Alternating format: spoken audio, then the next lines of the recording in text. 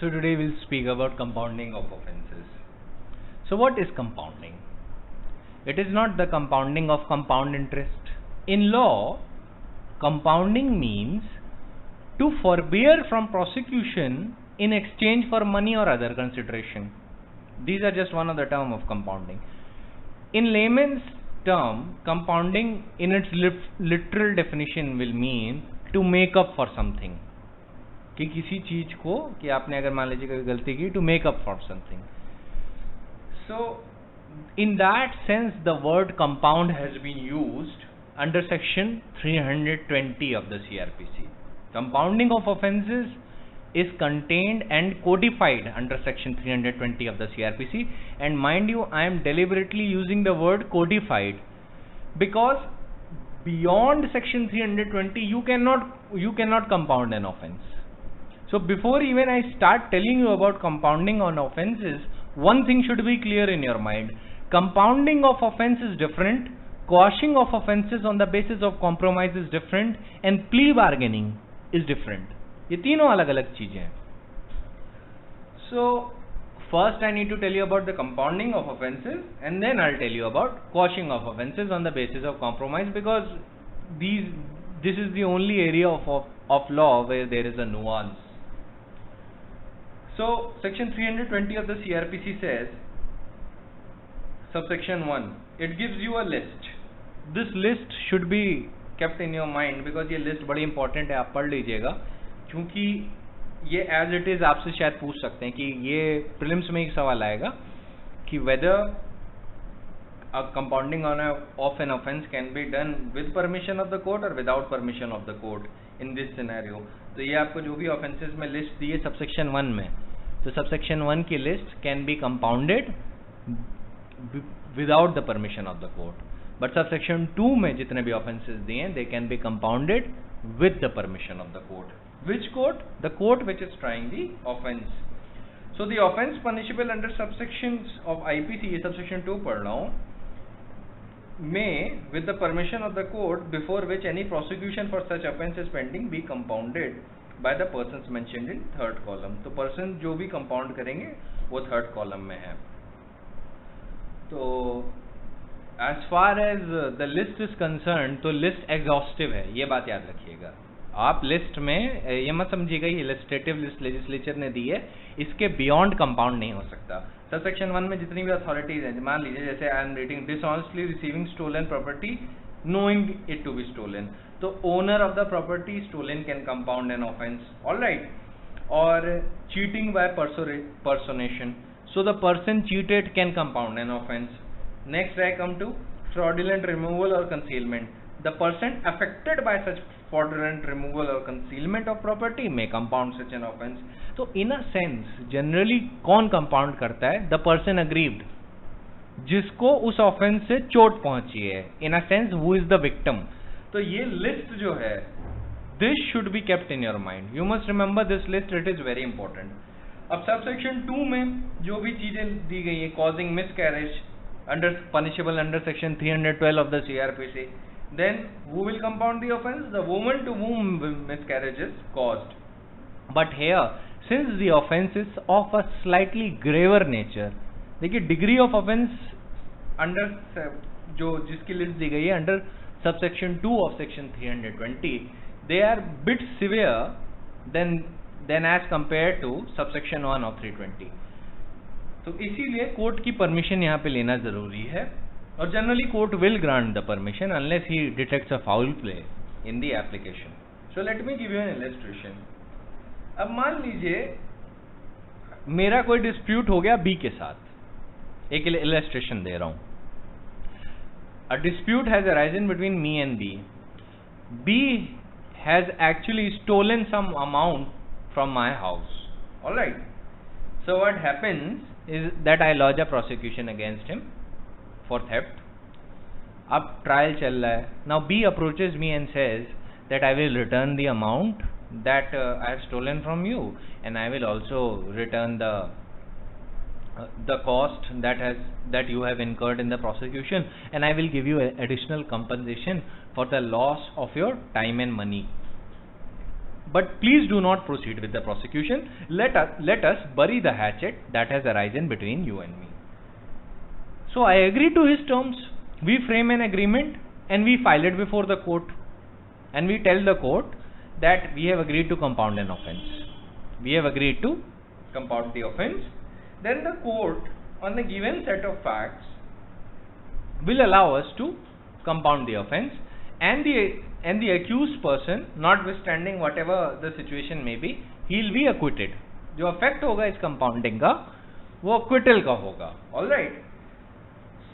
So this illustration is only to explain to you कि ये basically होता क्या है प्रोसेस में आप कई चीजें आ सकती हैं. Let us suppose एक दूसरा सिनेरियो लेते हैं. अब आपको किसी ने criminally intimidate किया, which is only punishable up to 2 years. Now you lodge a prosecution against him inside the trial court. अब ट्रायल कोर्ट में जब उसने देखा कि you are very serious about prosecuting him, so he was afraid. He came before you and he begged for forgiveness.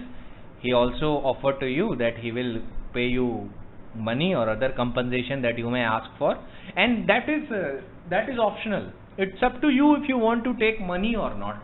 I am just using an example because practically ज़्यादातर ये होता है, पर कभी-कभी other parties agrees on the mere apology of the accused person. तो अगर आप apology पे ही agree कर जाते हैं, then you can compound the offence. You can file an application before the court that you and accused have agreed to compound an offence, and the court will acquit the accused person. ये जो सारी चीजें होती हैं, this has to fall within the 4 corners of section 320. ये बात याद रखिएगा. अब मैंने आपको criminal intimidation punishable up to 2 years तक की बात की, 7 years वाले की नहीं बात की, 2 years वाले तक की बात की.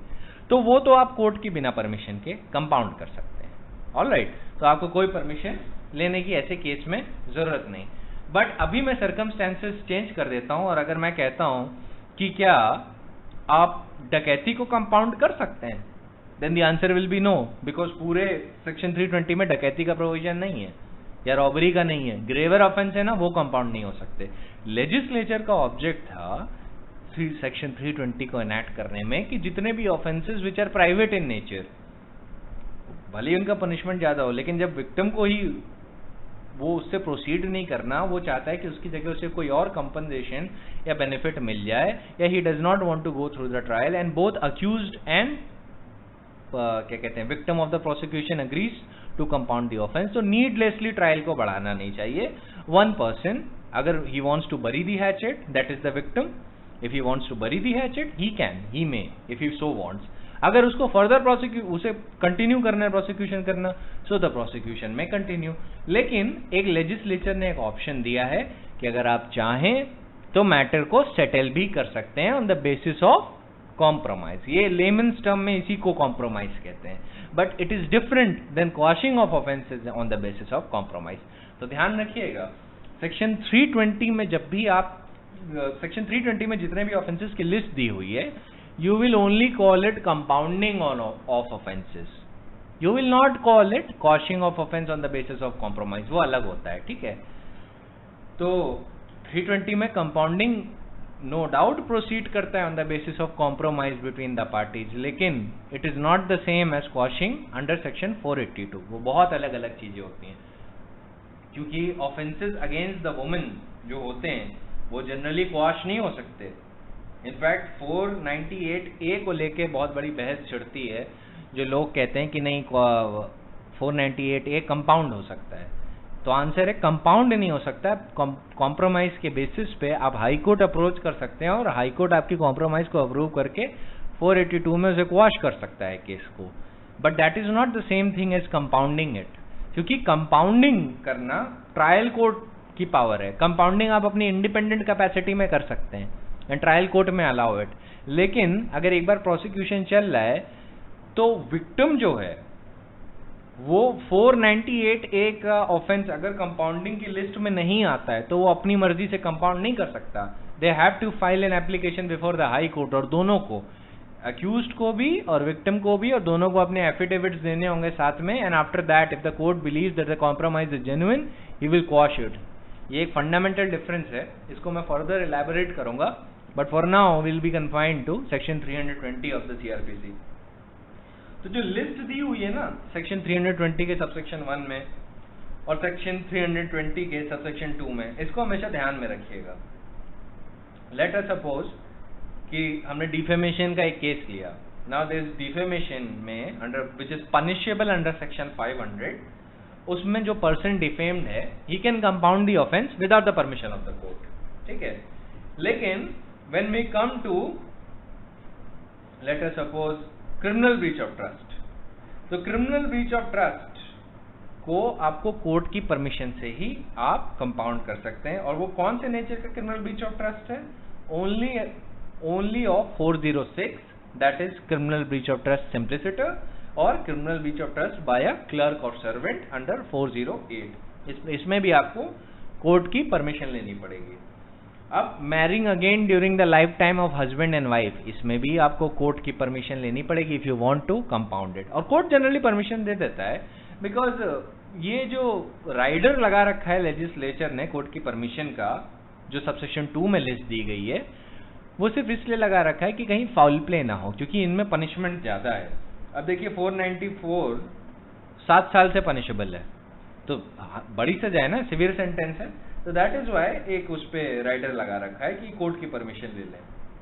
अब uttering words or sounds making gestures जो intent to insult the modesty of a woman or intruding upon the privacy of the woman which is punishable under 509 of the IPC, उसके केसेस में आपको कोर्ट की permission लेनी होगी. और ऐसे cases में कौन कौन कंपाउंड, मतलब किसकी परमिशन से कंपाउंड होगा? कंपाउंड किससे करना होगा? You will compound it, let us suppose if the case is under 509 of the IPC, then the woman it was intended to insult, जिस woman को insult किया गया या जिसको intended to insult किया गया, she will compound the offense. अगर criminal breach of trust हुआ है तो owner of the property जिसके basis पे, या owner of the property जिसके खिलाफ criminal breach of trust हुआ है, all right, तो प्रॉपर्टी का ओनर ही कंपाउंड कर सकता है, थर्ड पर्सन नहीं कर सकता. ये मत अज्यूम कर लीजिएगा merely because criminal law can be instituted by any person, तो इसका मतलब है कि कंप्लेनेंट और इन्फॉर्मेंट ही कंपाउंड कर सकता है. No, it is the victim of the offence, जो विक्टिम है ऑफेंस का वो कंपाउंड करेगा. जरूरी नहीं है कि जिसने क्रिमिनल लॉ को मोशन में लाया हो वो हर केस में विक्टिम हो. यू नो FIR जब मैं बता रहा था और बाकी चीजें बता रहा था, तो मैंने ये एस्पेक्ट डील किया था कि locus standard does not strictly apply in the matters of criminal law. Criminal law कोई भी मोशन में लगा सकता है. अगर मैंने कोई आपके साथ ऑफेंस कर रहा है और मैंने देख लिया, तो मैं अपनी कैपेसिटी में ही क्रिमिनल लॉ को मोशन में ला सकता हूं टू विंडिकेट योर राइट्स. लेकिन अगर वो ऑफेंस कंपाउंडेबल है तो कंपाउंड मैं नहीं कर सकता, कंपाउंड आप कर सकते हैं क्योंकि आप विक्टिम हैं. ठीक है. सो ऑलवेज रिमेंबर कि कंपाउंडिंग जनरली विक्टिम्स ही करेंगे. द कंप्लेनेंट और इन्फॉर्मेंट अगर विक्टिम्स नहीं है तो they can not do so. इसीलिए लिस्ट में जो भी पर्सन्स का नाम दिया गया है, they are the persons who are aggrieved by the offence. ठीक है. तो ये लिस्ट जरूर याद कर लीजिएगा, ये प्रीलिम्स में आता है. एंड कीप इन माइंड कि compounding is only codified under section 320 of the CRPC, इसके बाहर कंपाउंडिंग नहीं होता है. ठीक है. नेक्स्ट वी टेल कि सबसेक्शन 3 में क्या लिखा है. Now subsection 3 says where the offence is compoundable under this section, the abatement of such offence or the attempt of such offence, अगर वो attempt खुद में offence है, या if the accused is liable under section 34 और 149, तो उसको भी कंपाउंड किया जा सकता है. मतलब वेगेरियस लाइबिलिटी या कंस्ट्रक्टिव लाइबिलिटी के मैटर्स में भी आप कंपाउंड कर सकते हो. ठीक है.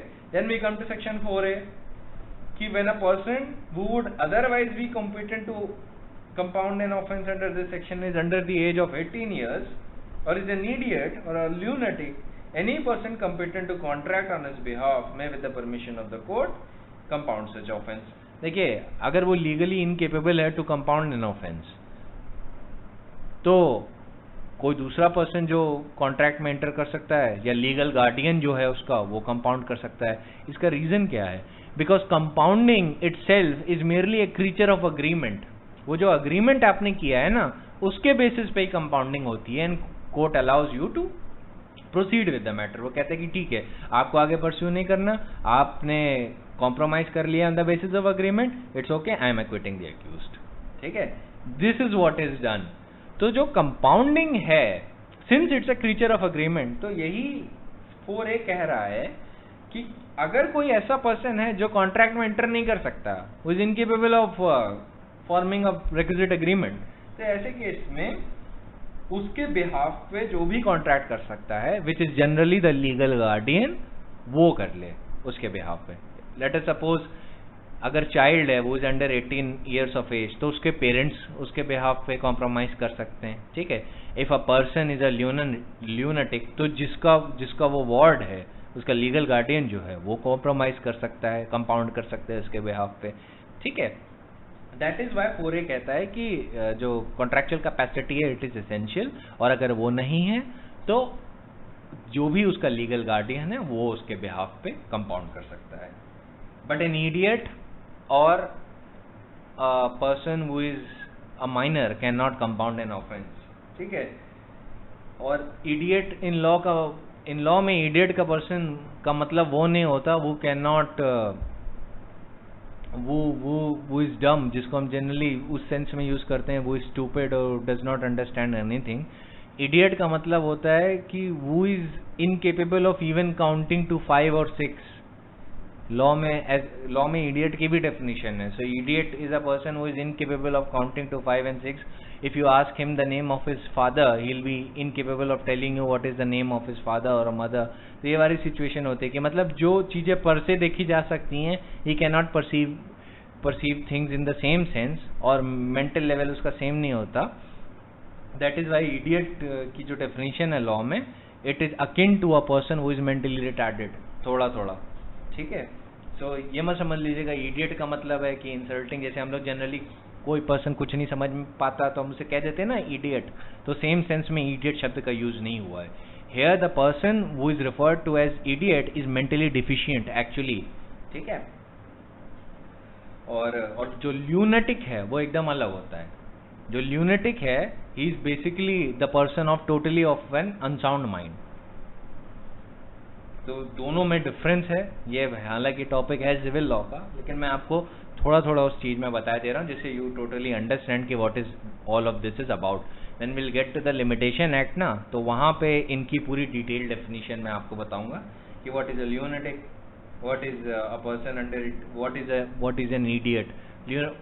अब ल्यूनेटिक तो आपको वहीं पे ही समझ में आ जाएगा जब आईपीसी स्टार्ट होगा, बट जो इडियट है you have to wait basically till the limitation.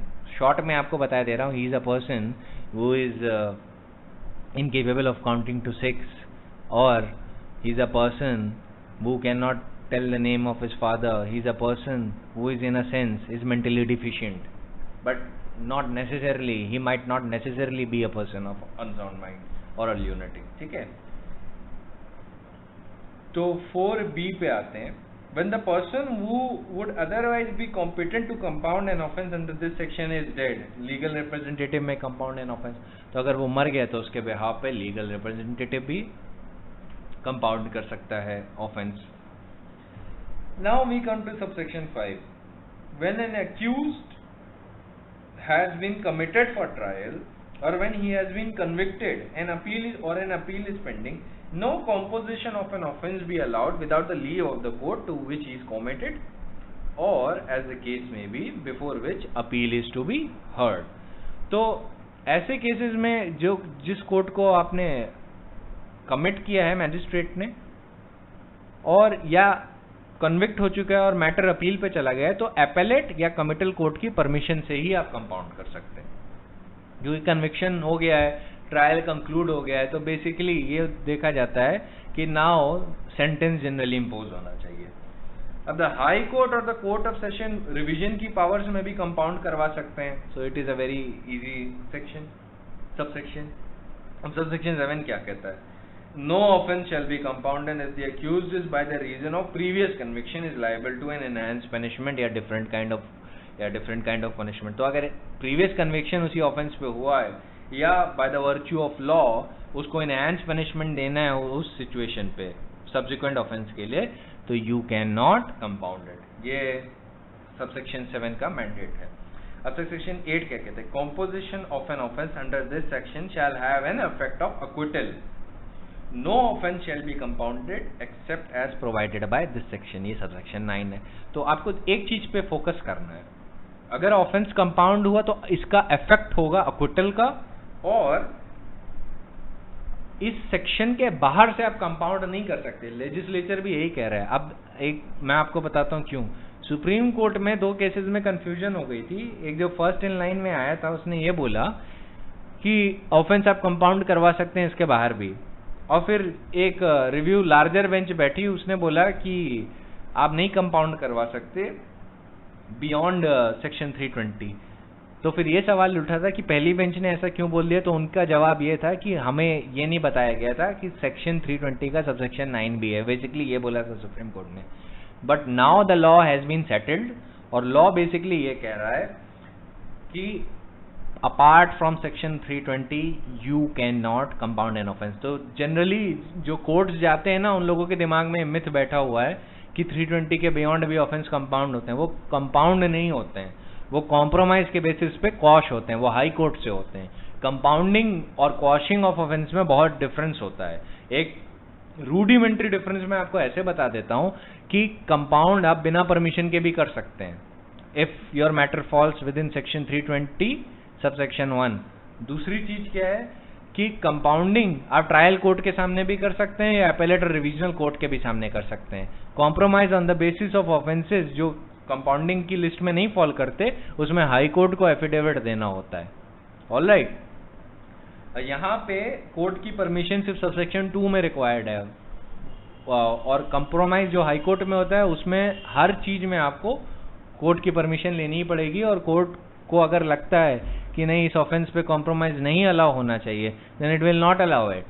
Alright, so basically ये जो प्रोसेसेस हैं अलग हैं। एक तरफ आप कोर्ट की इनहेरेंट पावर में अप्लाई करते हो, 482 हाई कोर्ट की इनहेरेंट पावर है, 320 इनहेरेंट पावर की बात नहीं करता। ये एक प्रोविजन है जो लेजिस्लेचर ने खुद प्रोवाइड किया है, और इस प्रोविजन के बाहर कंपाउंडिंग ऑफ ऑफेंस की पावर नहीं एक्सरसाइज हो सकती।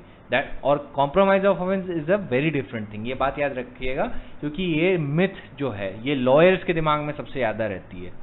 सो वो अभी से क्लियर कर लीजिए कि जो वर्डिंग्स हैं ये बहुत अलग अलग हैं, प्रोसीजर जो हैं दोनों के वो भी बहुत अलग अलग हैं। ठीक है, so now I am done with the section तो खत्म हो गया। अब next we come to section 482, क्योंकि दोनों का नेक्सस है, तो मैं दोनों ही आपको समझाऊंगा। ये सबसे अच्छे से तभी समझे जा सकते हैं जब दोनों को आप साथ में लें। 482 पे आते हैं। What does section 482 says? It says, nothing in the code shall be deemed to limit or otherwise affect the inherent powers of the High Court to make such orders as may be necessary to give effect to any order under this code, or prevent the abuse of the process of the code, or to secure the ends of justice. तो basically वो inherent power की बात कर रहा है। अब I'll tell you what is the fundamental difference between them. So ये वो definition है, ये legal definition है जो मैं अब आपको दूंगा। Quashing of offences or criminal proceedings on the ground of settlement between an offender and the victim is not the same thing as compounding of offense. They are different and not interchangeable. Strictly speaking, the power of compounding of an offense is given to the court under section 320 is materially different from quashing of criminal proceedings by the High Court in exercise of its inherent jurisdiction. In compounding of offense, power of a criminal court is circumscribed by the provisions contained under section 320, and the court is guided solely and squarely by the section itself. On the other hand, the formation of an opinion by the High Court for quashing a criminal offense or criminal proceeding or criminal complaint is guided by the material on record as to whether the ends of justice would satisfy such exercise of power, although the ultimate consequence may be acquittal or dismissal of the indictment. Indictment का मतलब prosecution. इस sense में use हुआ indictment.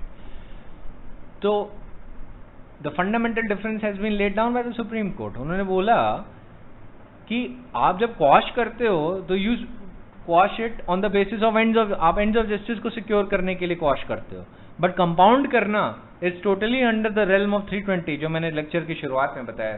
सो ये जो legal definition है this is quotable और आप इसी को याद करेंगे, पर समझने के लिए मैंने आपको शुरुआत में शॉर्ट में बता दिया सिंपल लैंग्वेज में।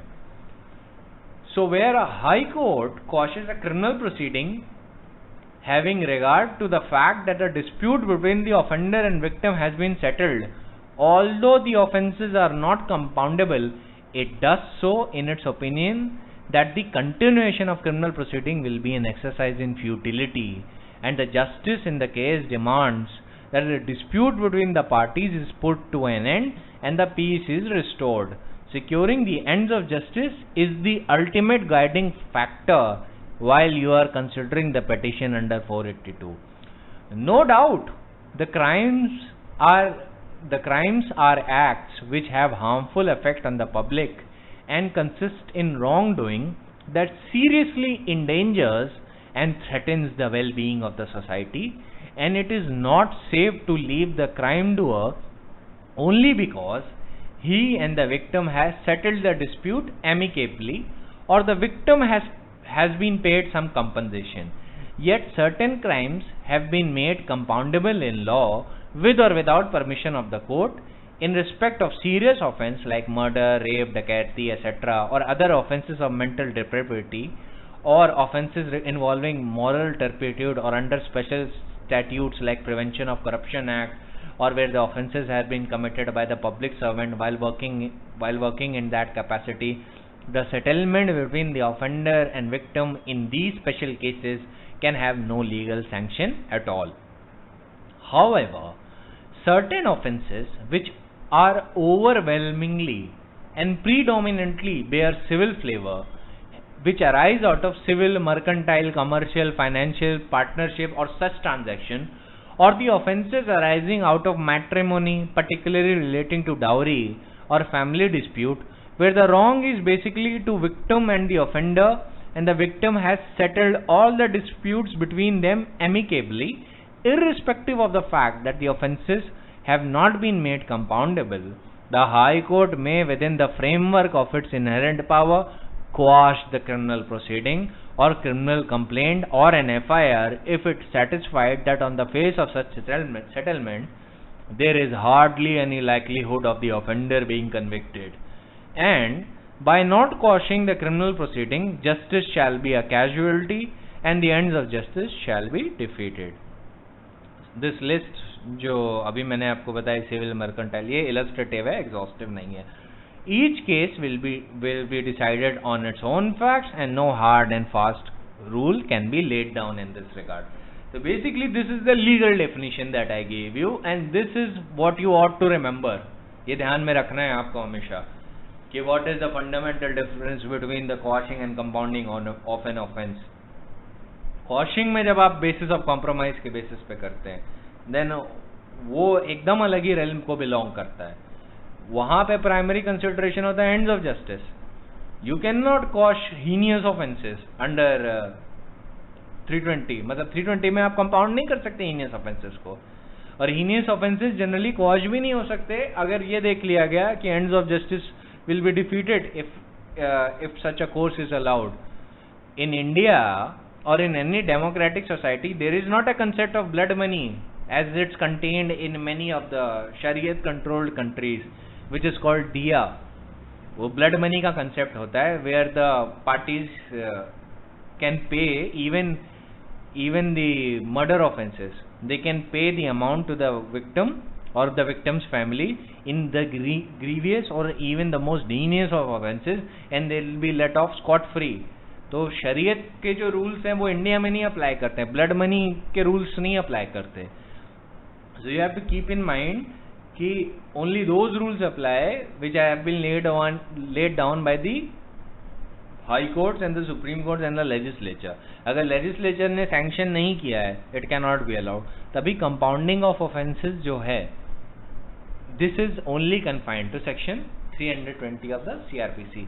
I am repeating it again and again so that you memorize कि compounding जहाँ पे भी आपने सुना, then you mean that it has to work within the four corners of section 320, इसके बाहर नहीं. Quashing उसका बहुत बड़ा realm है, उसकी कोई hard and fast rule नहीं है. एक primary ultimate guiding factor क्या है? Ends of justice. That is the ultimate guiding factor. Ex debito justitiae. तो ये बात याद रखिएगा. और जनरली हीनियस ऑफेंसेस जैसे आपके रेप है ना, ये भी क्वाश नहीं हो सकते. Some high courts generally have allowed quashing of offence on the basis of compromise between the rape victim and the accused that they have agreed to married.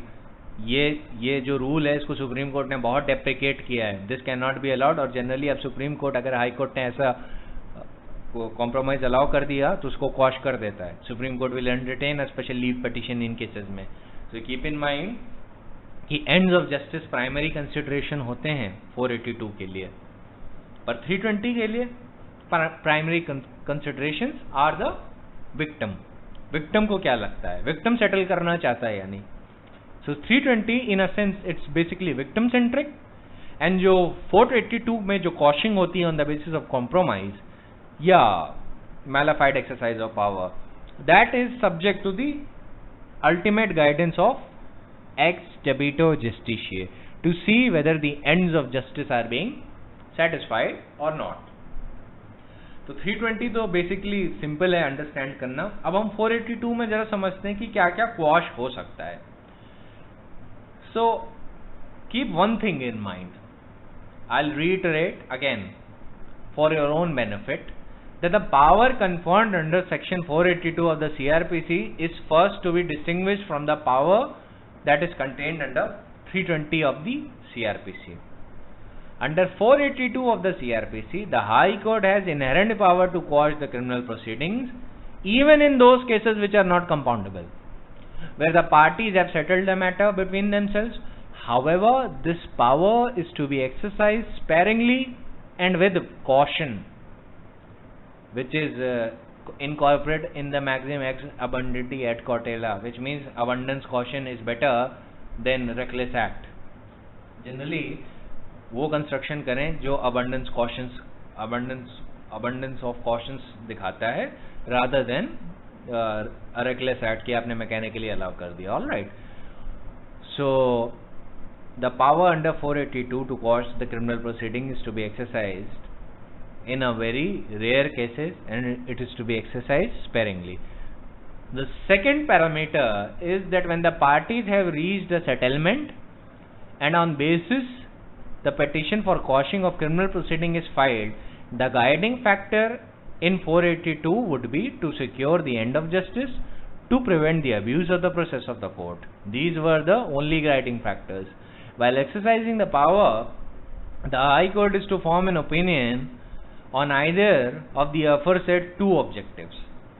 Such a power is not to be exercised in those prosecutions which involve heinous and serious offences of mental depravity, or the offences like murder, rape, dacoity, etc. So keep this in mind that these heinous offences cannot be generally quashed at all. Such offences are not private in nature and they have a serious impact on the society. Similarly, for the offences alleged to have been committed under special statute like Prevention of Corruption Act, or your economic where the offences relate to economic offenders, these cannot also be generally quashed. On the other hand, if the criminal cases have overwhelmingly or predominantly civil character, particularly those which arise out of commercial transactions or arises out of matrimonial relationships or family disputes, they can be quashed if the parties have resolved to settle all of their disputes amicably. Another consideration that will be there is, while exercising its power, the High Court is to examine as to whether the possibility of conviction is remote and bleak, and the continuation of criminal cases would put the accused to great oppression and prejudice, and extreme injustice would be caused to him by not quashing the criminal cases. Sixth is, the offences under section 307 of the IPC, that is attempt to murder, would fall into the category of heinous and serious offences, and therefore it is generally treated as a crime against the society and not against the individual alone. However, the High Court would not rest its decision merely because there is a mention of section 307 IPC in an FIR or the charge has been framed under this provision.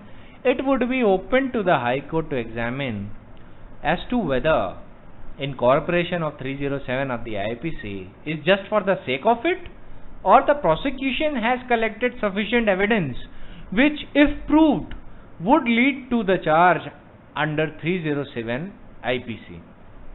For this purpose, it is open to the High Court to go by the nature of injury sustained by the victim, whether such injury is inflicted on the vital or delegated parts of the body, nature of the weapon used, medical report in the respect of the injury suffered by the victim. These can generally be the guiding factors for the High Court.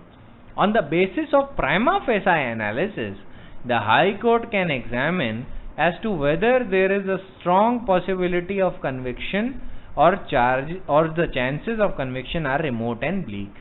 In the former cases, it can refuse to accept the settlement and quash the criminal proceedings. I mean the cases where the High Court examines the case and sees that there is a strong possibility of conviction. But in the latter cases, where the chances of conviction are very remote or bleak, the High Court can permit the parties to settle the dispute, and on the basis of it, it can accept the plea of quashing of the offence on the basis of compromise. At this stage, the court can also be swayed by the fact that the settlement between the parties is going to result in harmony between them, which may only improve their future relationship. So a societal factor has to be also borne in mind. So, while deciding whether to exercise the power under 482 of the CRPC or not, timing of the settlement plays a very crucial role. Those cases where the settlement is arrived at immediately after the alleged commission of offence and the matter is still under investigation, the High Court may be liberal in accepting the settlement to quash the criminal proceeding or investigation, where at the time of filing the FIR and after a few stages after that, you and the victim agree to settle dispute. Let us suppose you agree to settle the dispute, then this timing is very relevant for the High Court. And here the High Court will be very liberal in quashing the offence. It is because of the reason that at this stage the investigation is still on and even the charge sheet has not been filed. Likewise, those cases where the charge has been framed but the evidence is yet to start, or the evidence is still at a very infant stage, the High Court can again show its benevolence in exercising its powers favorably. But after prima facie assessment of the circumstances, material mentioned and the material that has been collected by the investigative or the prosecution authority, then the High Court has to prima facie be satisfied that the case has a very bleak chances of conviction and the compromise is genuine, and then come to a conclusion of quashing the offence. But now I will take you another situation. But if on the other hand, where the prosecution evidence is almost complete, or after the conclusion of evidence, the matter is at the stage of the argument की stage पे आ गया है, then in this situation the High Court should normally refrain from exercising the power under 482 of the CRPC.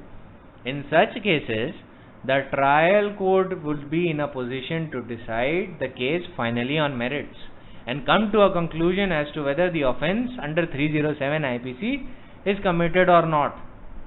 Similarly, in those cases where the conviction is already recorded by the trial court and the matter is still at the appellate stage before the High Court, the mere compromise between the parties would not be a ground to accept the petition under 482. So in this situation, the High Court may not be liberal where the matter has reached the appellate court, because the trial court has already recorded a finding of conviction. Alright, charges under 307 IPC has been proved. So here the High Court need not be liberal, he has to be very strict, and he cannot quash offences under 482 generally when the matter has reached to such a late stage. However, if the matter is still at its infancy stage, the High Court may always show its munificence or magnanimity and can quash the offence if the parties have shown that they genuinely want to settle the dispute. Alright, so the stages are very crucial when you need to know that the offences need to be quashed. तो आप 307 का एक matter समझिए. 307 पे तो एक line खींच दी गई कि 307 ही के साथ एक ग्रीवियस ऑफेंस और हीनियस ऑफेंसेस शुरू हो जाते हैं आपके आईपीसी में. ऑलराइट, तो वहां पे एक लाइन खींची हुई है. अब इसके आगे जो भी ऑफेंसेस जाएंगे सारे हीनियस हैं, तो उनको तो क्वाश जनरली नहीं किया जाएगा, unless and of course where the offence has been alleged which are totally mala fide in nature. वो तो एकदम अलग की सिचुएशन है.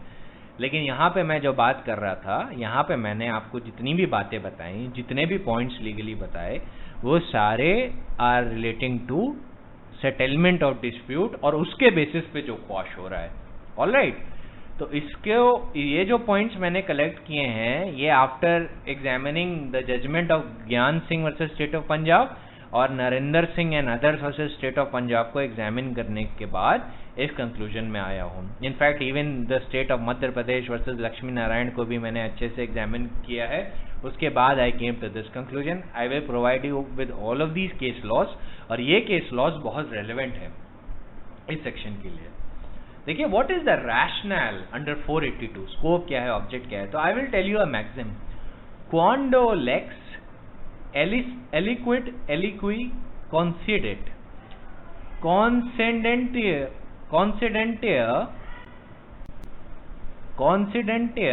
et id sine qua res ipsa esse non potest.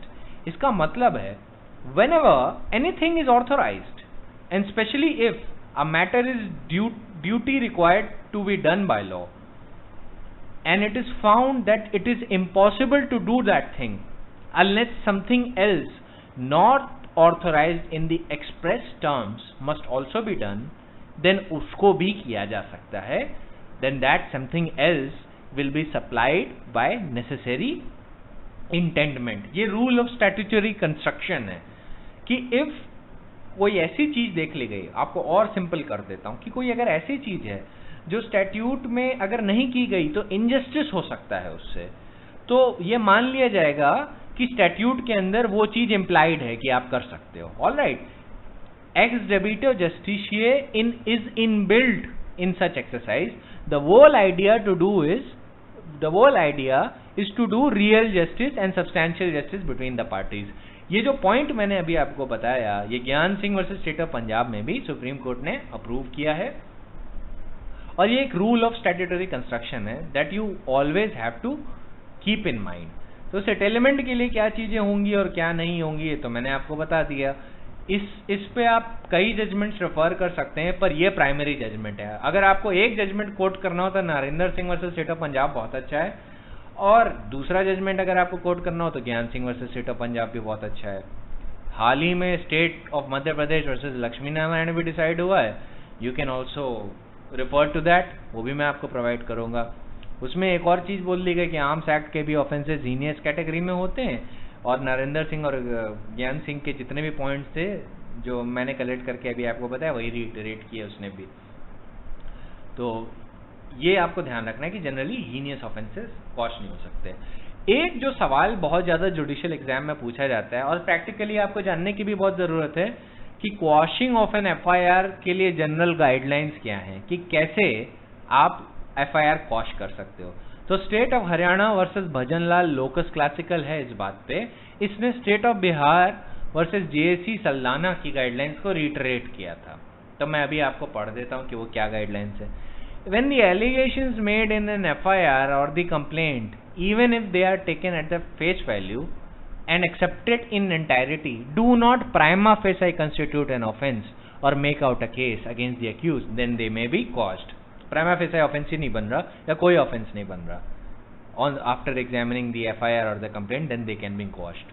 अभी जो मैंने आपको पॉइंट्स बताए थे वो मैंने सेटलमेंट वाले पॉइंट्स बताए थे, ये अलग है. यहाँ पे मैलाफाइड एक्सरसाइज हो रहा है तो ये abuse of the process of the court की कैटेगरी में जाएगा 482 में. Alright, this is what I am telling you is the procedure where you can get an FIR quashed and where there is no settlement and you get it quashed on the basis of mala fide exercise of power and the abuse of the process of the court.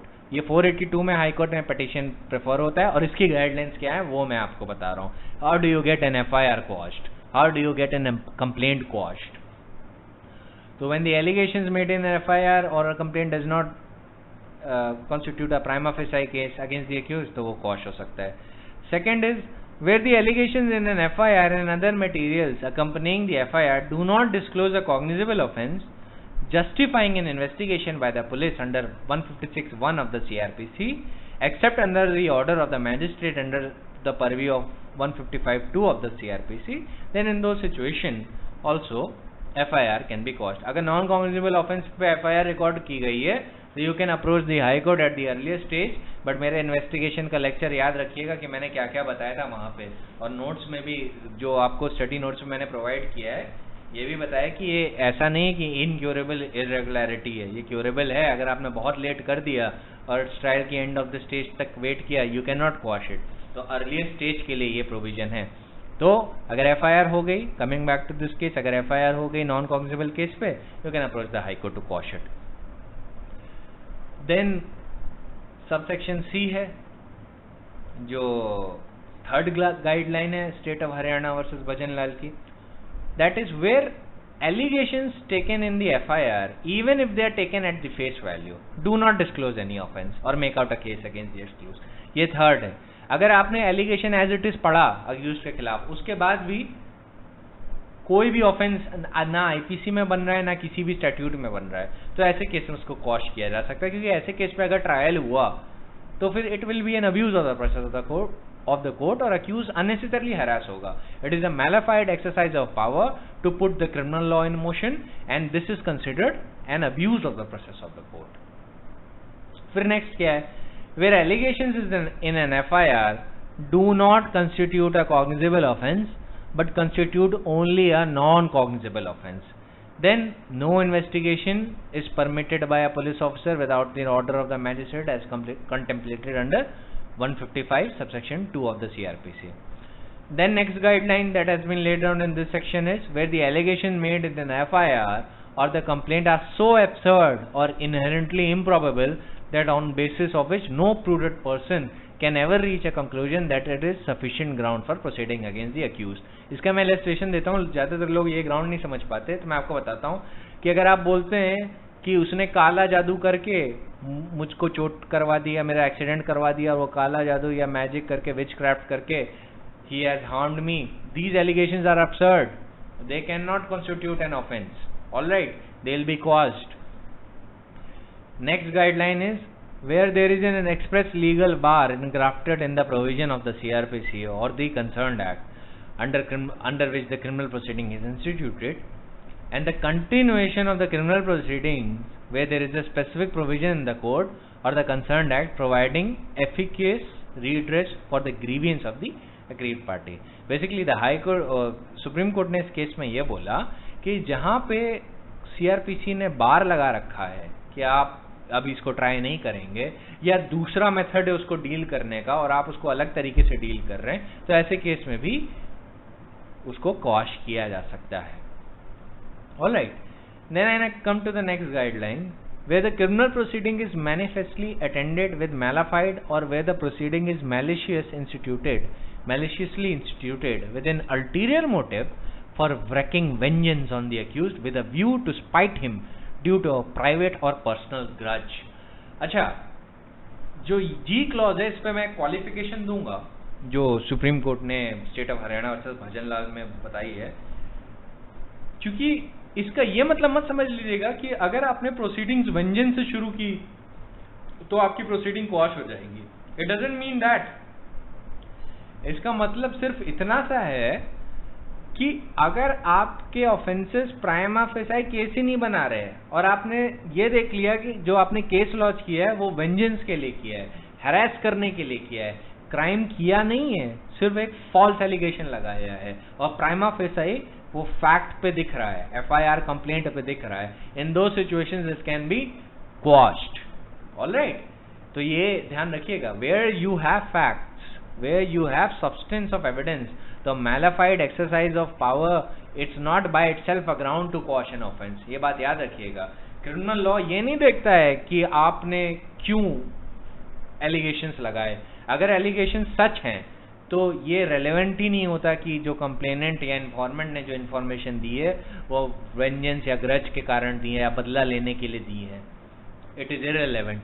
लेकिन जहां पे जो allegations हैं वो false हैं, वहां पे mala fide होना या प्राइवेट या पर्सनल ग्रज होना बहुत रेलेवेंट हो जाता है और इन ग्राउंड्स पे भी वो क्वॉश किया जा सकते हैं, जो ऑफेंसेस हैं क्वॉश किए जा सकते हैं। ध्यान रखिएगा, state of Haryana versus Bhajan Lal is about quashing of an FIR, it is not about settlement of a dispute under 482 and then क्वॉशिंग।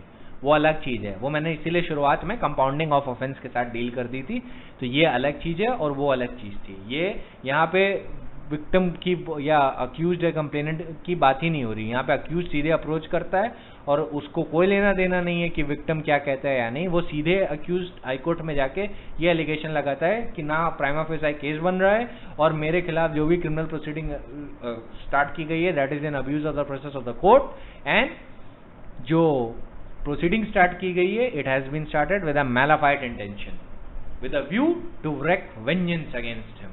Alright, तो ये प्राइमरी कंसिडरेशन होता है 482 के लिए। Narendra Singh versus state of Punjab और ज्ञान सिंह का जो भी मैं बता रहा था वो सेटलमेंट के बेसिस पे था, it is quashing of an FIR. Alright, supreme court ने इस केस में भी एक नोट ऑफ कॉशन दिया कि आप इसको वेरी स्पेयरिंगली विद सर्कमस्पेक्शन एक्सरसाइज करेंगे, हर चीज में नहीं करेंगे।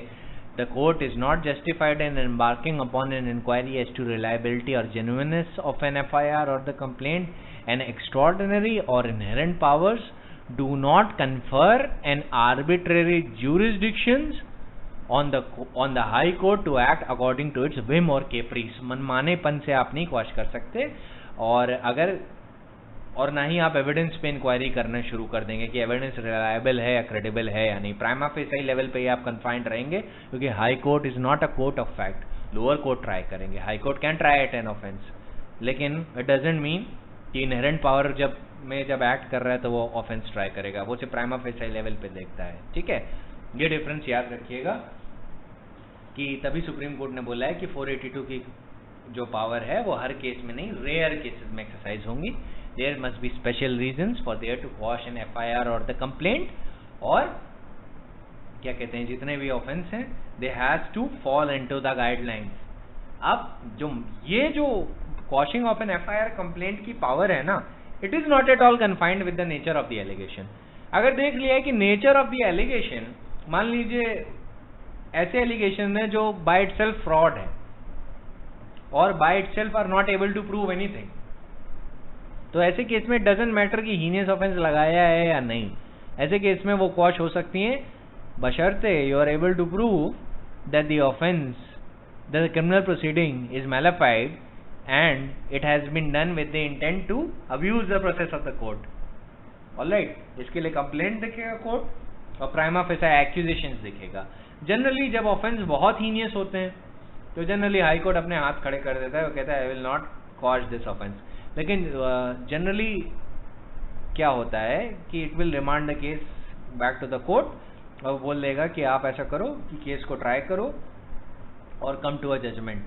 वो क्योंकि एविडेंस का एप्रिसिएशन वहीं पे हो सकता है, लोअर कोर्ट्स में हो सकता है, it can not be done in the high court and specially not in the case of 482। High court can try an offence if its wants to, एक स्पेशल प्रोसीजर है सीआरपीसी में और generally वो trial वैसा ही होता है, generally sessions trial के जैसा। लेकिन in most of the cases आपने कभी सुना भी नहीं होगा कि हाई कोर्ट ने कोई केस ट्राई किया, क्योंकि वो नहीं करता है जनरली, एक एक्स्ट्रॉर्डिनरी पावर पर उसके पास अवेलेबल है। तो coming back to the point कि हाई कोर्ट जब 482 में पिटीशन कंसिडर कर रहा होता है तो वो ऑब्वियसली ट्रायल तो होल्ड नहीं कर रहा, और क्योंकि वो ट्रायल होल्ड नहीं कर रहा है और क्योंकि वो विटनेस नहीं एग्जामिन कर रहा है, तो it has to be confined only to the prima facie case only. उसे प्राइमा फेसाई लेवल पे ही चीजों को देखना होगा, उसे प्राइमा फेसाई लेवल पे ही समझना होगा कि ऑफेंस मेड आउट हो रहा है या नहीं हो रहा है। अगर उसको लगता है after considering everything the prima facie offence is not being made out, इन दो situation offence can be quashed, ठीक है। लेकिन जहां पे नहीं हो रहा है तो वहां पे it will remand the matter to the trial court, जहां पे प्राइमा फेसाई ऑफेंस नहीं प्रूव हुआ। तो ये चीजें जो होंगी फैक्ट और सर्कमस्टेंसेस के बेसिस पे होंगी, ना कि किसी कट एंड ड्राइड आंसर के बेसिस पे। तो फैक्ट और सर्कमस्टेंसेस के बेसिस पे कई चीजें हो सकती हैं। मान लीजिए रेप एलिगेशन लगाया गया, it is a very heinous offence, और पता चला है एफआईआर पे कि एफआईआर में स्टेटमेंट खुद वुमेन कह रही है कि रेप के एलिगेशंस तो लगाए हैं, बट शी इज सेइंग कि आई वाज एट होम और the accused was in some other country and he raped me mentally. तो फिर हाई कोर्ट कहेगा it is so absurd to say such a thing, ये mental rape क्या होता है।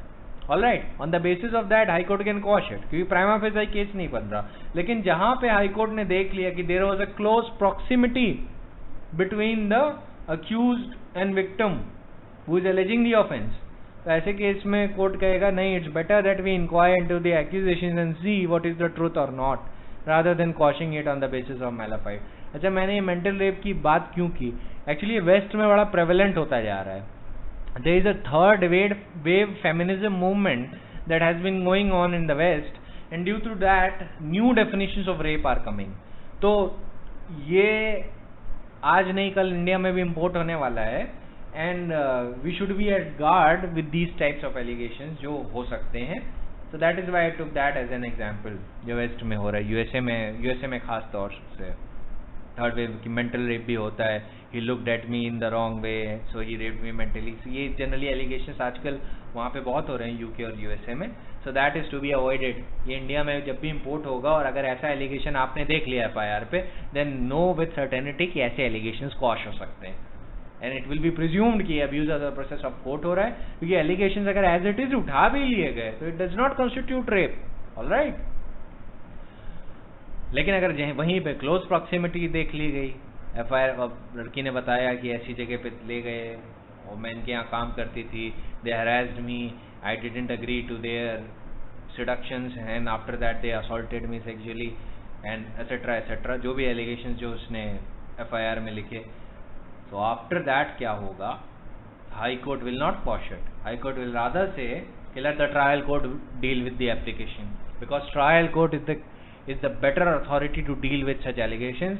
They will not only see the demeanor of witness, they will examine all the witnesses, they will weigh the credibility of the prosecution case, they will weigh the credibility of the defense case, they will compare and evaluate the credibility of the evidence presented by the both sides and then come to a conclusion. The High Court merely on the basis of some rudimentary material cannot come to a conclusion whether the material was false or not. तो ऐसे case में high court क्या करेगा? It will not quash the offense. All right. So this was the ground, पर ये ground जो मैंने अभी आपको बताया है state of Haryana versus Bhajan लाल के, it is for quashing the offense। यहाँ पे कॉम्प्रोमाइज और सेटलमेंट की बात नहीं हो रही है अंडर 482। कंपाउंडिंग ऑफ ऑफेंस कहाँ होता है? 320 में, ठीक है। ये सारी चीजें याद रखिएगा। जब मैं आपसे कहूँ compromise on the basis of settlement and quashing the case thereof, तो मतलब 482 की बात हो रही है। मैंने ऐसे कंपाउंडिंग ऑफ एन ऑफेंस, तो मैं 320 की बात कर रहा हूँ। ऑलराइट, और यही टर्मिनोलॉजीज आपको यूज करनी है। Be very particular of the terminologies you are using, specially if you are going for judicial exam and specially if you want to argue in the court. वहां पे अगर आपने टर्मिनोलॉजीज मेसअप की, the जज will be like कि इसको तो basic नहीं आता, he does not know the difference between quashing of an offense on the basis of compromise and compounding of an offense। और अगर आप जुडिशियल एग्जाम में जा रहे हैं तो एग्जामिनर भी यही पैरामीटर्स के बेसिस पे आपको जज करेगा लेट अस सपोज अगर आप एग्जामिनर के लेवल से बाय फ्लूक भी आगे पहुंच गए और वहां पहुंच गए इंटरव्यू पे, तो इंटरव्यू पे ये सवाल पूछा गया तो it will either make you और ब्रेक यू। इसीलिए मैं अभी से आपकी टर्मिनोलॉजी बहुत क्लियर करना चाहता हूं कि be very particular of what you say in law, because all terms have a definite meaning. Then I come to another case जिसमें सुप्रीम कोर्ट ने Shrimati Rashmi Kumar versus Mahesh Kumar Bhada, it was decided on 18 December 1996। इसमें supreme court ने बोला कि the exercise of power by High Court under 482 of the CRPC to quash the complaint or charge sheet or FIR, इसको consider किया and came to a conclusion that generally High Court should loath and circumspect to exercise the extraordinary power under 482 of the CRPC, read with Article 226 of the Constitution. The court would consider whether the exercise of power would advance the cause of justice or it would tantamount to abuse of the process of the court. Social stability and order require it to be regulated by proceeding against the offender as it is an offense against the society as a whole. The cardinal principle should always be kept in mind before embarking on the exercise of the inherent power vested in the court. तो देखिए societal test आप बार बार देख रहे हैं कि society की बहुत बात कर रहा है, क्योंकि देखिए क्राइम का एसेंशियल इम्पैक्ट एक सोसाइटी पे ही होता है। If you look at mob lynching, आपको नहीं डर लगता कि हो सकता है यही इंस्टेंस आपके साथ हो जाए? सी अगर क्राइम सोसाइटी में बढ़ता है, then me and you are the persons who will be affected by it, and we should be very particular that it can happen to us also. और अगर आप देखेंगे कि generally criminals are let off by the court, then you will be afraid for your own security. तभी supreme court ने एक note of caution struck किया कि primary consideration should be the ends of justice and the societal test. Society को ध्यान में रख के करेंगे, तो सोसाइटी को जब भी आप ध्यान में रखेंगे तो हीनियस ऑफेंस का आपने देखा, अभी मैंने बताया कि कॉम्प्रोमाइज भी नहीं अलाउ करते हीनियस ऑफेंसेस के केस में, और या offences relating to moral turpitude, यहाँ पे पब्लिक सर्वेंट ने मान लीजिए एम्बेजलमेंट किया और मान लीजिए सारा पैसा वापस कर दिया और फिर बोला कि नहीं कॉम्प्रोमाइज कर लेते हैं, तो generally court will not allow such compromise because is a heinous offence, it involves moral turpitudes, economic offences are also heinous offence, ये बात याद रखिएगा। पर अटेम्प्ट टू मर्डर, ये सारी जो चीजें इनको लेके फिर मैंने आपको स्पेशली बताया कि जनरली नहीं किया जाएगा, लेकिन अगर अर्ली स्टेज पे है, नेचर ऑफ इंजरीज और वाइटल पार्ट्स को भी देख के लगता है कि नहीं मारने का इंटेंशन नहीं था, एक स्मॉल सा मिस्टेक हो गया and parties want to bury the hatchet, तो अर्ली स्टेज पे करवा भी सकते हैं, डिपेंडिंग वो उन पैरामीटर्स में फॉल करता है। But all the parameters will be judged according to the fact and circumstances of the case. कोई कट एंड राइट फॉर्मूला नहीं है, ये गाइडलाइन सेम रहेंगी, ये गाइडलाइन सारे फैक्टर सर्कमस्टेंसेस के लिए सेम रहेंगी, पर ये गाइडलाइन हर फैक्टर सर्कमस्टेंस पे अप्लाई करेंगी या नहीं, ये फैक्टर सर्कमस्टेंसेस बताएंगे। अब मान लीजिए किसी नोन क्रिमिनल ने किसी पे अटैक किया, अब उसको गोली लग गई कंधे पे और बाद में उसे धमकी दी कि कॉम्प्रोमाइज कर लो, ऐसे केस में even though his entire situation falls under the parameters of the guidelines that has been laid down by the Supreme Court, even then the High Court will not allow the quashing of the offence on the basis of compromise, क्योंकि यहाँ पे ends of justice will not be served। ऐसे case में court बोलेगा कि नहीं lower court को trial करने दीजिए और ये पता चल गया कि इन्होंने ऑफेंस किया था, in that situation he will be punished. लेकिन जहाँ पे दो पार्टीज में थोड़ा हॉट ब्लडेड लड़ाई झगड़ा हो गया, फैमिली डिस्प्यूट हो गया, वहाँ पे कोई इंटेंशन नहीं था ऐसा ऑफेंस करने का, पर in the heat of moment ऐसी घटनाएं घट गई, ऐसा ब्लो कैरी आउट कर दिया जो अटेम्प्ट टू मर्डर का जिस पे ऑफेंस बनता है, तो मान लीजिए एफआईआर में आ गया, तो ऐसे केस में high court will look at the parameters जो गाइडलाइंस में फॉल करते हैं, जो मैंने अभी उस लेक्चर की शुरुआत में बताया, and then will come to a conclusion whether they should allow quashing of the case और नॉट। और जनरली उसको लगता है कि it's a mistake and party want to bury the hatchet और कॉम्प्रोमाइज हो चुका है पार्टीज में, then on the basis of compromise it will settle. लेकिन भजन लाल की जो गाइडलाइंस थी, these were about quashing of an FIR, यहाँ पे कॉम्प्रोमाइज के बेसिस पे सेटलमेंट नहीं हो रहा है 482 में, ठीक है, वो उसके बेसिस पे क्वॉश नहीं हो रहा है। सो बी वेरी पर्टिकुलर कि ये दोनों गाइडलाइंस का रेल्म क्या है। Alright, if you miss the realm you will mug up the things and you will commit a mistake, ये मिस्टेक नहीं होनी चाहिए। अब एक चीज आपको इकोनॉमिक ऑफेंसेस पे बता देता हूँ, हालांकि एग्जाम के पर्पज से रेलेवेंट नहीं है, लेकिन जो लोग प्रैक्टिस में जाना चाहते हैं उनके लिए बहुत रेलेवेंट है। State of Tamil Nadu versus R Vasanthi Stanley में डिसाइड हुआ था।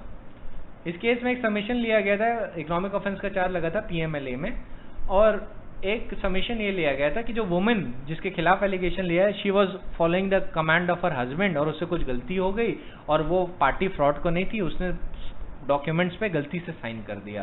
तो सुप्रीम कोर्ट ने सीधे से बोला था, लैक ऑफ अवेयरनेस और नॉलेज और intent is neither considered nor accepted in economic offences. ये याद रखिएगा, the submissions presented on gender leave us unimpressed. An offense under criminal law is an offense and it does not depend on the gender of the accused. Gender नहीं matter करता. Offenses are gender neutral in this case.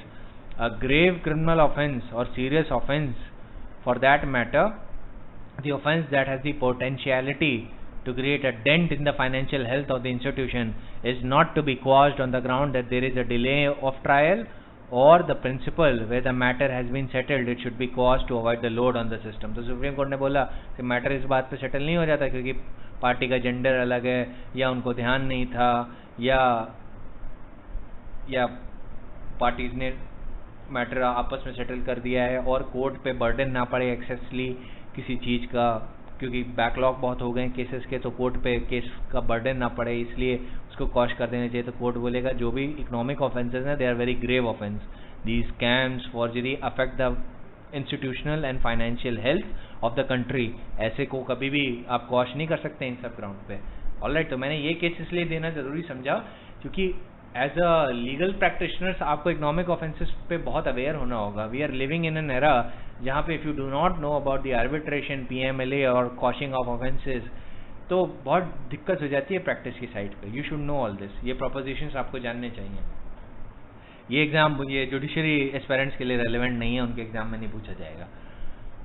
So economic offences पे broad principles क्या हैं?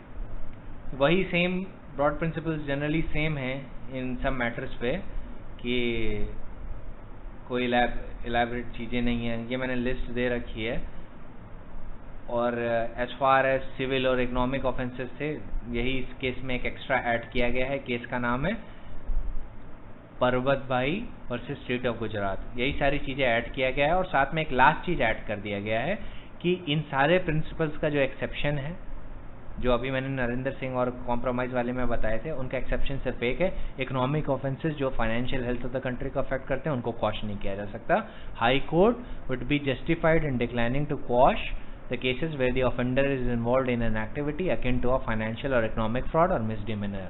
ऐसे cases में मना किया गया है। Alright, so be very particular of that कि किस रेल में जाता है। इसलिए मैंने इसको ज़्यादा डिटेल में डील नहीं किया है क्योंकि एग्जाम के पर्पस के लिए इरेलेवेंट है, और बाकी सेम चीज़ें रीइटरेट कर रहा है। जैसे criminal cases which involve which arise out of commercial, financial और मर्केंटाइल पार्टनरशिप और विच हैव सिविल फ्लेवर में बी क्वॉश्ड एसेट्रा एसेट्रा। पर पीएमएलए में ऑफेंस लग गया तो be very sure you are gone. इसीलिए जब भी मैं पीएमएलए की बात करता हूँ मैं कहता हूँ स्पेशल स्टैट्यूट है और इसके कंसिडरेशंस अलग अलग होते हैं। एक आपको इलिस्ट्रेटिव केस देता हूँ। इसमें क्या हुआ था, सुप्रीम कोर्ट में केस हुआ था, अभी 2020 का ही है। इसमें क्या हुआ था कि हाई कोर्ट ने देखा कि केस में सैंक्शन चाहिए थी स्टेट गवर्नमेंट की to prosecute the police officials involve. पर हालांकि हाई कोर्ट ने ये देखा कि इसमें सैंक्शन की ज़रूरत है, और उसके बाद भी केस को क्वॉश करने से मना कर दिया। उसने मैटर रिमिट कर दिया और डिस्चार्ज के लिए दे दिया मैजिस्ट्रेट को कि मैजिस्ट्रेट कंसिडर करे डिस्चार्ज की एप्लीकेशन। तो सुप्रीम कोर्ट को ये बहुत एब्सर्ड लगा। सुप्रीम कोर्ट ने कहा कि ये तो abuse of the process of court हो जाएगा ना, कि जब आप क्वॉश कर सकते हैं उस ग्राउंड्स पे कि सैंक्शन नहीं है रिक्विजिट, तो आप क्वॉश कर दीजिए। व्हाई आर यू वेटिंग कि मैजिस्ट्रेट डिस्चार्ज एप्लीकेशन कंसिडर करे? तो सुप्रीम कोर्ट इस केस में बोला कि application under 482 of the CRPC is maintainable to quash proceedings which are ex facie bad for the want of sanction or which are frivolous or in abuse of the process of the court. If on the face of the complaint the acts alleged appears to have a reasonable relationship with official duty or where the criminal proceeding is apparently prompted by mala fides and instituted with ulterior motive, the power under 482 of the CRPC would have to be exercised to quash the proceeding, to prevent the abuse of the process of the court in particular facts, prevent the abuse of the process of the court in particular facts of the case. Now इस case पे जब supreme court आया तो उसने इसी case को लेके particularly बोला कि after examining the material on record, the high court after having held that the prosecution was bad for the ex face want of sanctions थी नहीं और जरूरी थी, and the prosecution was bad, it could have itself quashed the offence rather than remitting the matter back to the trial court to consider the discharge application. तो उसने high court ने कह दिया, मैटर रिमिट कर दिया trial court को और बोला कि डिस्चार्ज कंसिडर कर लीजिए. This was frowned upon by the supreme court. उसने कहा था कि देखिए, abuse of the process of court is a very wide term, और इस केस में जब आप जानते हैं कि डिस्चार्ज होना ही चाहिए क्योंकि सैंक्शन नहीं है, because there is a bar to take sanction under 197 in this case, तो आपको खुद ही क्वॉश कर देना चाहिए था. आप अभी भी प्रोसेस को आगे बढ़ा रहे हो. So this supreme court said कि the high court should have quashed it itself. Supreme court ने इसको डायरेक्टली क्वॉश कर दिया था इस केस में. तो एक चीज याद रखिएगा कि 482 के कंसिडरेशंस क्या हैं. 482 और 320 खत्म हो गया आपका. 482 के कंसिडरेशंस फॉर कॉम्प्रोमाइज ऑफ क्वॉशिंग अलग हैं. 482 में क्वॉशिंग ऑफ एन एफआईआर की गाइडलाइंस अलग हैं. ये सारी इनहेरेंट पावर से डील करते हैं, और कंपाउंडिंग अलग है. तो ये आज मैंने आपको सब बता दिया है. 3 ग्राउंड्स पे ही क्वॉश किया जा सकता है under 482, where there is an abuse of the process of the court, it's malified, or it is necessary for the ends of justice. ये शॉर्ट पॉइंट्स मैंने आपको बताए. अभी बहुत इनके अंदर इतने नुआंसेस हैं जो अभी मैंने आपको इतने निकाल दिए गाइडलाइंस के जो केस लॉ से आते हैं, पर ये टर्म्स जो है ना, ये टर्म्स कीवर्ड्स हैं, आपको ध्यान रखना चाहिए. तो 482 का वर्बैटिम याद रखिएगा. ये क्या है? 482 का वर्बैटिम टॉक्स अबाउट कि 482 की पावर किन सिचुएशन में एक्सरसाइज हो सकती है. First situation is to make an order under this code effective. ये फर्स्ट सिचुएशन, ये प्रीलिम्स में क्वेश्चन बहुत आता है. To make an order under this code effective. दूसरा है to prevent the abuse of the process of the court. तीसरा है for the ends of justice. Remember that. ठीक है, ये 3 चीजें याद रखिएगा. क्वॉशिंग किन किन चीजों पे एक्सरसाइज हो सकती है? Quashing is for when there is a malafide exercise of power, for the ends of justice, where the parties has amicably settled the dispute and came to a compromise, and the court believes that for the end of justice it is necessary to prevent such further prosecution, it may quash the offence. All right. Where the prosecution is bad for the ex face, it is ex face bad for the want of sanction. ऐसे भी rules होते हैं. तो 482 में तो matters बहुत exhaustive है, पर एग्जाम के पॉइंट ऑफ व्यू से ये 3 चीजें जो 482 में जो लिखी हैं उसको ध्यान में रखिएगा. 482 की पावर कब एक्सरसाइज होती है? तो जो सेक्शन है 482 का वो ये बोल रहा है for to make the order under this court effective. दूसरा बोल रहा है to prevent the abuse of the process of the court, and तीसरा है for the ends of justice. Ends of justice अपने आप में बहुत ही विशाल का टॉपिक है, और उसी टॉपिक से ही ये सारे प्रिंसिपल्स निकले हैं. ऑलराइट. सो नो दिस कि what is the ambit of the primary consideration of the ends of justice. एक डेफिनेशन आपको 2 मैं बता देता हूं कि लॉ में वेक्सेशियस का क्या मतलब होता है. वेक्सेशियस का मतलब होता है to harass by the process of law. Alright, ये डेफिनेशन याद करिएगा, क्योंकि मैंने जनरली देखा है कि people throw around these words vexatious, malafide, malice, पर उन्हें उसका मतलब नहीं पता है. तो मैं आपको मतलब बताए दे रहा हूं कि vexatious means to harass by the process of law और लैकिंग जस्टिफिकेशन और with the intention to harass. It signifies an action not having sufficient grounds and which therefore only seeks to annoy the opposite party. ठीक है. And the hallmark, the essential constituent of the vexatious litigation is that it has no basis in law. Law में कोई basis नहीं होता, उसका sole purpose होता है to harass the opposite party. Malified क्या होता है? Malified depends upon facts and circumstances of the case generally. It is a wrongful act done without a just cause or excuse. तो ये ध्यान रखिएगा, जो मैलिफाइड होता है it is a wrongful act which is done without just cause and excuse. ये definition आपको tort में बहुत काम आएगी, ये डेफिनेशन आपको मैलिशियस प्रोसिक्यूशन में बहुत काम आएगी. और malice in law imports two things. दो essential elements होते हैं. First, absence of elements of justification, excuse or a mitigation factor. Or second, presence of either an actual intent to cause particular harm which is produced or harm of the same nature, or a wanton or willful doing of an act with the awareness of plain and strong likelihood that such harm may result. So malice consists in conscious violation of law to prejudice another and certainly has different meanings with respect to responsibility of civil wrongs and responsibility of crime. ठीक है, तो malice in law simply means a wrongful act done intentionally without just cause or excuse. Vexatious means to harass by the process of law. तो ये generally मैंने आपके लिए definition बता दी है आपके लिए, जिससे आप लोग ध्यान रखें कि इन चीज़ों को कैसे हैंडल करना है और किस चीज़ की क्या डेफिनेशन है और क्या नहीं है. Tomorrow I will deal with the issue of issue estoppel और सेक्शन 300. ये बहुत इंपॉर्टेंट इशू है. अब ध्यान रखिए, मैं ये सारे इशू ट्रायल के बाद क्यों डील कर रहा हूँ पता है, क्योंकि ये सारे इशू ट्रायल के बाद ही आते हैं. सेक्शन 300 क्या आएगा, ट्रायल के बाद ही आता है, क्योंकि कंपाउंडिंग, क्वाशिंग ये हो सकता है ट्रायल के दौरान आ जाए. 311 का मैटर, 319 का मैटर, ये हो सकता है ट्रायल के दौरान आ जाए.